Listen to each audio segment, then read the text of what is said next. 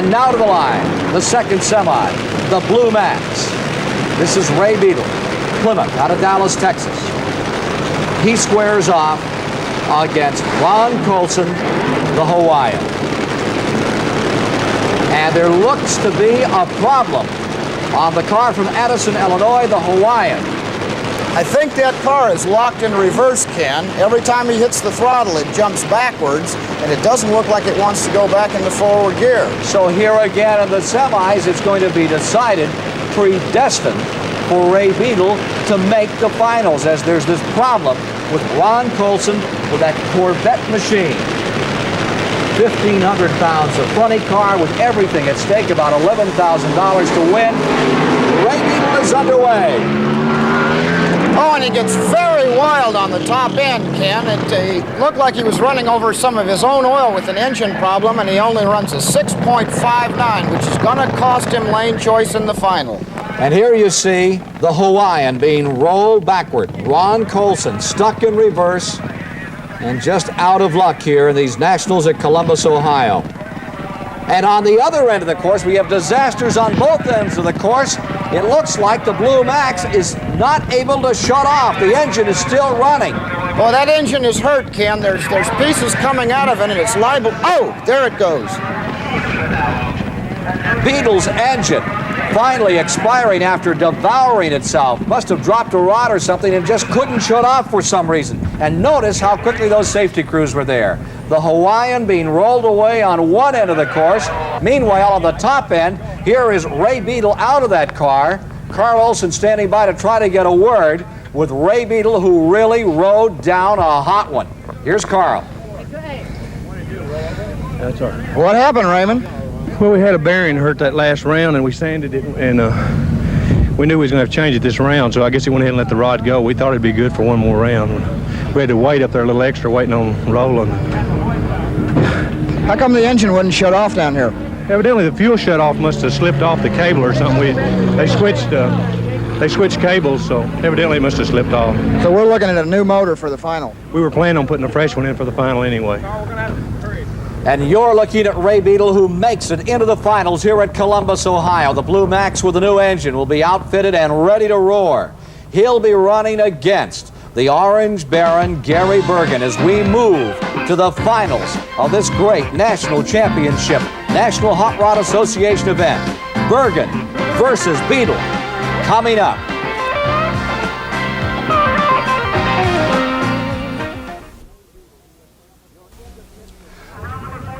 You're in the pits of Ray Beadle here at Columbus, Ohio in this National Drag Championship event, one of 11 each year. And it's a critical time for Ray Beadle. They're changing the engine on the Blue Max, and it has to be right by milliseconds, or it's all for naught today. Meanwhile, the engine on his competitor. This is Bergen. The man, Gary Bergen, who's won one national championship event, making final adjustments, and in the pits, a large crowd, unusual, but what we see a lot of in this kind of drag competition. Before we see those funny cars, take a look at this pro stock competition. This is Lombardo driving one of those pro stocks, extensively reworked. They run with carburetors, they use gasoline. That's Bob Glidden, who has won 9 straight times. The last time he was defeated was right here in Columbus, Ohio, a year ago. Lombardo has squared off against Bob Glidden 6 times and been defeated by him each time. Bob Glidden seeking his 24th major crown of the National Hot Rod Association. There's the grumpy Jenkins Camaro nearest to you. Bob Glidden on the outside, ready for the start.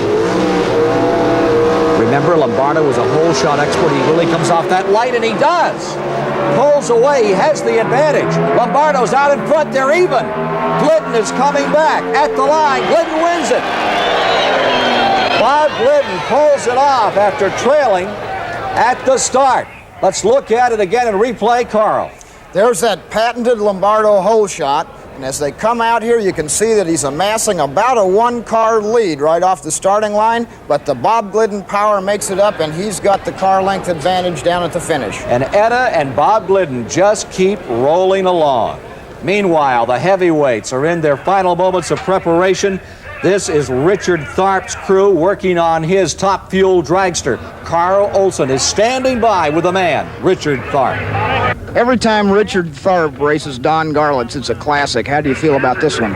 It's going to be a classic. It's going to be good. If you're going to get beat, you always want to get beat by him because, he's been my idol for a long time, and he still is. He's the greatest. Sounds a little bit like a defeatist attitude. Oh, no, he's got to be real good out there. We're going to get him.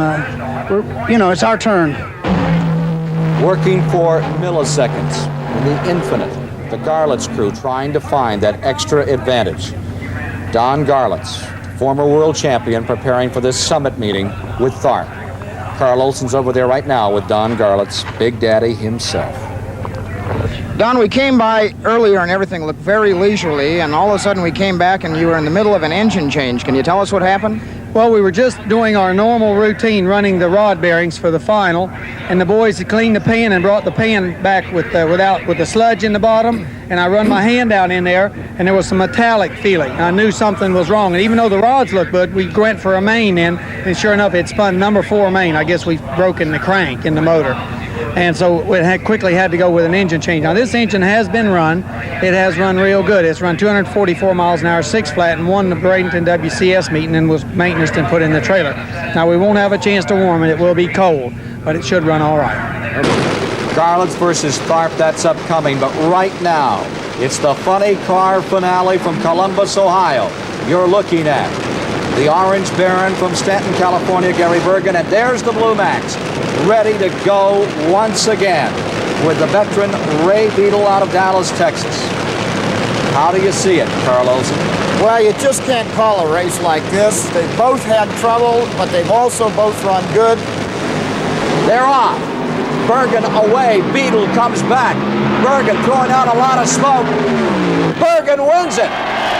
The 1976 national champion, runner-up at Senaire in Montreal a year ago. Victorious. His crew is ecstatic. Let's watch the replay here. On the start, a little bit sideways, and then gathering it back up. A lot of smoke out from underneath the car of Bergen. The Beadle car on the inside. Remember, they made an engine change. Apparently, they just didn't have enough time, and Bergen comes home the winner. Here's Carl. 6:49 wasn't the quickest run that was made here this weekend, but it was good enough to win. What kind of trouble did you encounter out there? Well, towards the afternoon, of course, like we said before, the heat of the day makes the track get somewhat slippery, and it makes it hard to make horsepower. And the track just gets awful tricky. We smoked the tires twice. It's good enough to get to the finish line first. I guess that's what counts. Congratulations, Gary. Thank you, Carl. One of the biggest wins of his career for Gary Bergen. Winning here in Columbus, Ohio. A long time between wins. Here it comes. Garlits is ready to go against Richard Tharp. This is the one we've all been waiting for. The nitro-burning, top fuel, ultimate quarter-mile acceleration vehicles. There you see Richard Tharp ready to take on the legend.